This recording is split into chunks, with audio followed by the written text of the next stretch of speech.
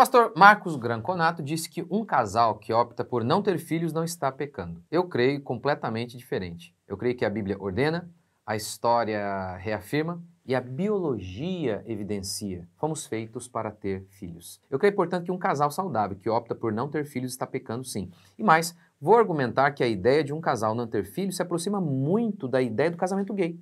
Tem a ver mais com darwinismo do que com criacionismo. Bora então reagir ao vídeo do pastor Marcos Granconato. Curta, comente, se inscreva. Bora para mais um vídeo. Gente, o vídeo do pastor tem mais ou menos 8 minutos, eu assisti ao vídeo todo. E aqui eu vou reproduzir para vocês, vou falar o que ele disse lá. Primeiro, a base do argumento dele é o seguinte, né? Ele cita Gênesis, em que nós lemos: sede fecundos, Deus dando a ordem. Para mim é muito claro que é ordem. Quer dizer, para toda a história da igreja sempre foi. Ordem, sede fecundos, multiplicai-vos. E ele diz assim, ó, tá vendo aqui? Olha como que as pessoas argumentam, diz o pastor Marcos Granconato. Aqui o verbo está no imperativo, logo é uma ordem. E aí então ele retruca. Nem sempre o verbo no imperativo é uma ordem. Ele pode ser um conselho. Evite sair no frio. Isso não é uma ordem, isso é um conselho. O imperativo também pode ser uma súplica, ajude-me. Então, o imperativo também pode ser uma forma de abençoar. Não era uma ordem aqui, era uma bênção que estava sendo dada, a capacidade de se multiplicar. Então, a primeira coisa a se dizer aqui é o seguinte, ele mesmo admite, o verbo no imperativo, ele pode significar, sim, ordem. Então, ele está certo em dizer que nem sempre o verbo no imperativo significa ordem, mas muitas vezes significa sim. E por que aqui não significaria ordem? Aí a boa teologia faz uso de toda a escritura e também da história da interpretação, da boa tradição cristã. Então, para mim é muito claro, e para toda a história da igreja, que isso aqui é uma ordem. O Granconato diz que Deus deu a bênção de multiplicar. Mas, ou seja, para Deus seria então irrelevante se o homem iria desejar essa bênção ou não. Qual o sentido de Deus dar uma bênção sabendo que você não vai usar? Se Deus dissesse, e os abençoou e disse, ganhem dinheiro, aí ninguém estaria dizendo, isso aqui é opcional, você pode rejeitar essa bênção ou não. Mas a perspectiva de que um casal deve estar aberto a ter filhos não está restrita a este texto. Não há um exemplo sequer na Bíblia de crentes, um casal de crentes, evitando filho. O único que o fez foi morto. Onã. Ah, pastor, mas Onã evitou ter filho porque ele não queria cumprir a lei do levirato, ele não queria suscitar descendência ao seu irmão. A lei do levirato era o seguinte, se o homem morresse sem ter filho, o parente mais próximo deveria se casar com a viúva e o primeiro filho do casal seria dado ao falecido. Com esse texto, já fica provado que não havia em Israel a ideia de um casal não ter filho. Para Deus era tão impensável, e ainda é, um casal não ter filho, que Deus fez uma lei para prover filho ao homem falecido, que não tinha filho, que não teve filho. A segunda coisa a se dizer é o seguinte, se é imoral não querer suscitar filho ao irmão, imagine não querer suscitar filho a si mesmo. E como vou mostrar daqui a pouco, ao longo da história protestante, os reformadores interpretaram que evitar filho era pecado e usavam Onã como base. E veja essa promessa tão interessante. Deus disse que se Israel fosse fiel, na tua terra não haverá mulher que aborte, nem estéril. Ou seja, Deus considerou a esterilidade uma maldição. E que uma mulher casada que não quer filho faz? Ela se esteriliza. Outro argumento do pastor Marcos Granconato foi, olha, o mundo é perigoso, né? Quer dizer, a justificativa das pessoas. Ele deu, olha, às vezes as pessoas não querem porque o mundo está perigoso, a situação é difícil. Quando que o mundo não foi perigoso? No Egito, o texto diz que Israel gemia debaixo de servidão. Não é que apenas a situação deles era difícil, eles eram escravos, não é que eles eram pobres, eles não tinham dinheiro. Não, mais do que isso, eles não tinham nada, eles não tinham nem a eles mesmos. Mesmo assim, eles tiveram muitos filhos e por isso se tornaram fortes. Mas os filhos de Israel foram fecundos e aumentaram muito e se multiplicaram e grandemente se fortaleceram, de maneira que a terra se encheu deles. Notou a associação? Tiveram muitos filhos, se fortaleceram. O salmista também diz que os filhos são herança. Quem rejeita herança? Pai, o Senhor já me deu 2 casas, eu não quero a terceira, não é? O salmista diz que os filhos são como flechas, assim, são armas. Filho é poder. Vou falar mais disso daqui a pouquinho. Agora, vamos para o Novo Testamento. Todavia, a mulher será preservada através de sua missão de mãe, se ela permanecer em fé e amor e santificação com bom senso. Você acha que isso aqui é uma opção? Ele fala em missão. Todos os homens que receberam missão de Deus e rejeitaram foram considerados desobedientes. É fato que a gente vê na Bíblia pessoas que optaram pelo celibato. Essas, obviamente, não tiveram filhos. Mas qual era o motivo para optar pelo celibato? Medo, egoísmo, avareza, incredulidade? De forma alguma. Para poder servir a Deus de modo ainda mais desimpedido. Paulo diz, e bem quisera eu que estivesseis sem cuidado. O solteiro cuida das coisas do Senhor, em como há de agradar ao Senhor. Mas o que é casado cuida das coisas do mundo, em como há de agradar a esposa. Esse é o motivo lícito na Bíblia para não casar e, consequentemente, não ter filho. Altruísmo. Paulo via o celibato como um sacrifício, não como uma preservação. Do contrário, a gente vai seguir o pessoal da Red Pill aí, que diz que não compensa casar e ter filho hoje por conta do feminismo, ou seja, situação difícil, e o fazem isso por pura preservação. E então não casam, não querem ter filhos. Pois bem, agora vamos para o argumento histórico. Greg Price, em seu livro sobre controle de natalidade, ele diz que até o século XX, todas as igrejas protestantes viam o controle de natalidade como pecado. A primeira igreja protestante a permitir o controle de natalidade foi a igreja anglicana, em 1930. E olha que coincidência, primeiro a gente tem o darwinismo, aquela desgraça. De acordo com o darwinismo é o seguinte, o seu corpo, você não tem esse negócio de natureza. De acordo com o criacionismo, você tem uma natureza, você foi feito para alguma coisa. No caso, a mulher foi feita para criar, foi feita para procriar.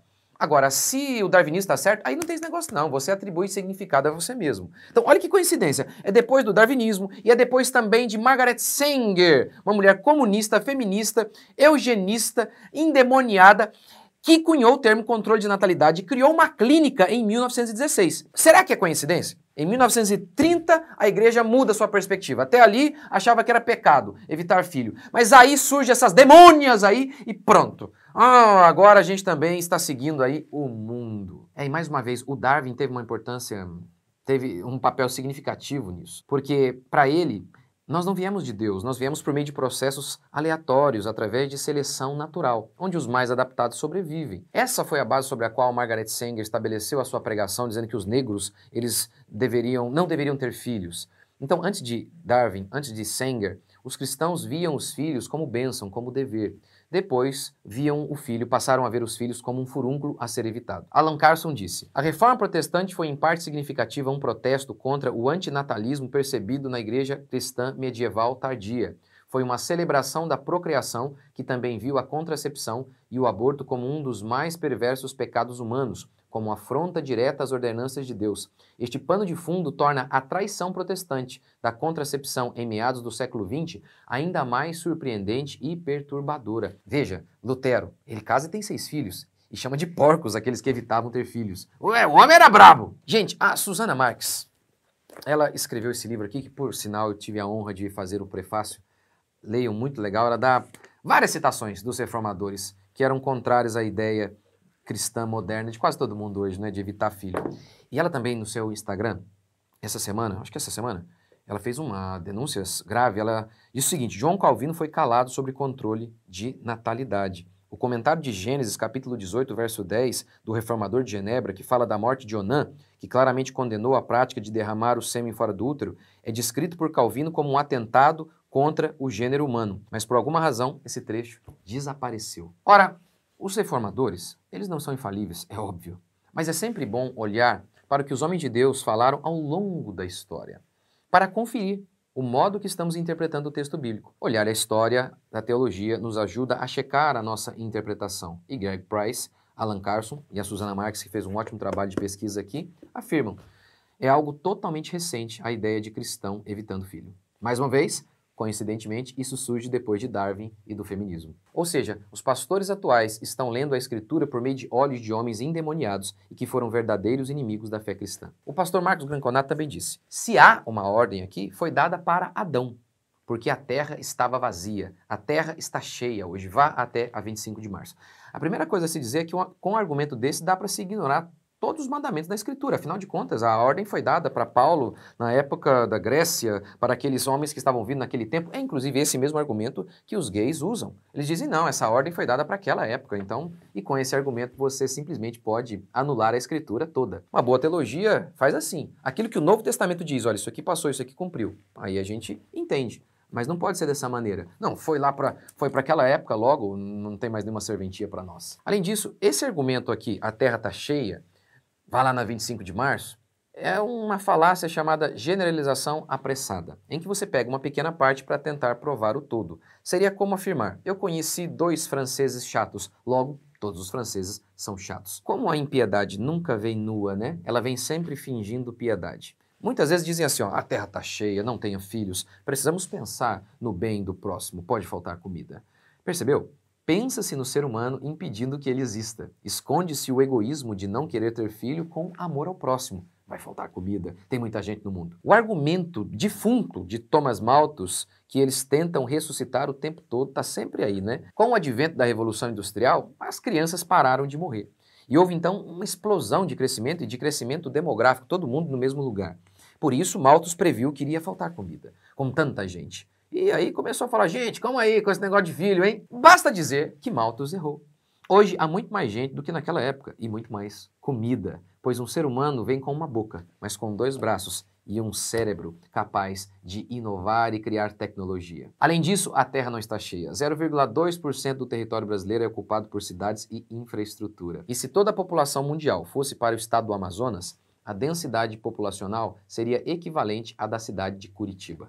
No Congo, por exemplo, há 29 pessoas por quilômetro quadrado, ou seja, está tudo vazio lá. Mas a renda per capita lá é de 648 dólares. Em Hong Kong, há 2.510 pessoas por quilômetro quadrado. E a renda per capita, 52 mil dólares. Tá vendo? Lá naquela terra que não tem ninguém, pobreza absurda. Agora em Hong Kong, muita gente. Tudo no mesmo lugar, muita riqueza. O que mostra que o problema não é excesso de gente, é o pecado. É o sistema econômico vigente, que lá no Congo, no caso, é socialista. Por fim, último argumento sobre ter filhos, o argumento da natureza. A natureza é teleológica, ou seja, ela existe por um propósito. Eu tenho dito assim, natureza tem a ver com feito para. O pinguim foi feito para o frio, a ave feita para o céu. Note como a natureza fornece base para a ética. Em Romanos, só para citar um exemplo, Paulo diz que o homossexualismo é errado porque é contrário à natureza. Mas ouça também Jean-Paul Sartre, ateu. Veja o que ele disse. Não há natureza humana porque não há Deus que a tenha concebido. O homem não é nada mais do que o que faz de si mesmo. Percebeu como até os ateus notaram e eles associam natureza a Deus? Por quê? Se a natureza tem a ver com feito para, foi feito por alguém. Se fomos feitos para, não podemos atribuir significado a nós mesmos, a não ser que sejamos darwinistas, porque Darwin não acredita nisso. Darwin escreveu A Origem das Espécies, mas ele nem cria espécies. Para ele, as espécies são fluídas, estão mudando o tempo todo. Então, se nós cremos em Deus, temos que dizer, a natureza existe para alguma coisa. O corpo da mulher foi feito para um propósito. E devemos seguir essa natureza. E qual é a natureza de uma mulher? Ela ovula todo mês. Muitos pastores dizem acertadamente que sexo anal é errado. Por quê? É antinatural. Essa é a base do argumento. O que há de natural em mulheres injetarem uma bomba de hormônios que as tornam estéreis, para impedir o funcionamento natural de seus corpos? E com possibilidade de contrair câncer, trombose, mais um monte de doença e perda de libido. Além disso, como eu mostro no meu curso Sexualidade Cristã, os anticoncepcionais, eles são abortivos. Ué, mas não é anticoncepção? Tem potencial sim de abortar. Agora, o que define um casamento? Um casal que não quer ter filhos se aproxima muito da definição de casamento gay. O que define um casamento? Aristóteles escreveu o livro A História dos Animais, em que ele classifica os animais. Um dos elementos mais básicos da ciência é classificar as coisas, identificando características únicas que as colocam em um grupo específico. O que define o casamento? O que coloca o casamento em uma categoria única, distinta de todos os outros relacionamentos? Biologia. A potência de reproduzir. Se ignorarmos o argumento da biologia para definir casamento, teremos que ficar com o argumento do STF, que foi a base para permitir o casamento gay. Em 2011, o STF reconheceu união homoafetiva como unidade familiar.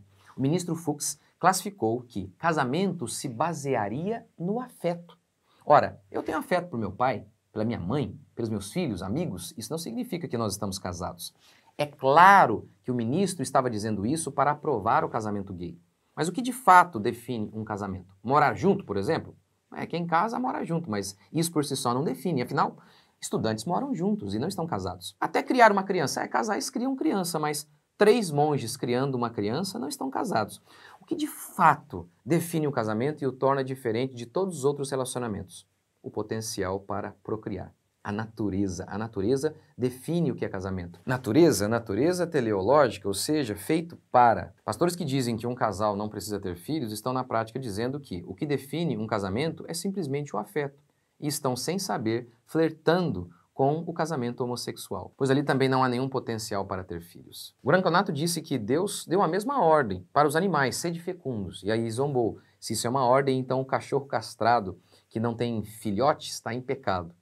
Nessa hora eu me lembro de Isaías condenando Israel, Pois o boi conhece o seu dono, mas Israel não. Os animais estavam obedecendo seus donos e o seguindo, mas Israel não estava. Ou seja, até os bichos obedecem à ordem de procriar. Afinal de contas, eu nunca vi um animal evitando procriar. E o castrado, como ele citou, foi castrado por outro, por seres humanos. Ou seja, os animais estão seguindo a sua natureza, mas homens feitos à imagem e semelhança de Deus estão ignorando a sua natureza. E a última coisa a se dizer é: a fé cristã é uma religião. A fé cristã é uma religião de conquista do mundo. Ide e fazei discípulos de todas as nações. Alguns pastores são incrédulos, estão o tempo todo refutando acertadamente as falsas igrejas que crescem por pregarem um falso evangelho. E acham então que o destino das verdadeiras igrejas é serem pequenas e até morrerem. Eles consertam a falsa fé com fé nenhuma, falsa conversão com nenhuma conversão. Se vangloriam de que suas igrejas são pequenas e algumas estão até morrendo. Por quê? Talvez a maldição de Onã esteja sobre elas. Não evangelizam e não têm filhos, por isso estão morrendo. Sim, temos filhos para a glória de Deus, para que eles possam levar a bandeira do evangelho. A igreja sempre cresceu por meio de filhos e evangelização. Agora, é interessante notar que os muçulmanos, eles estão crescendo. Quem sabe estejamos preparando os nossos netos para serem degolados por muçulmanos. Afinal, o mundo está sempre em guerra. Se nós não conquistarmos espaço, eles vão conquistar. E eles vão conquistar para nos matar.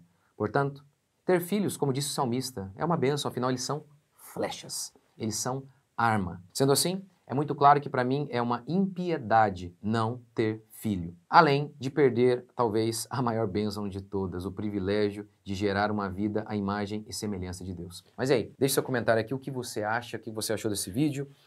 O que você acha de casais que não querem ter filhos, de evitar filhos? Deixe seu comentário aqui. Deus abençoe. Até o próximo vídeo.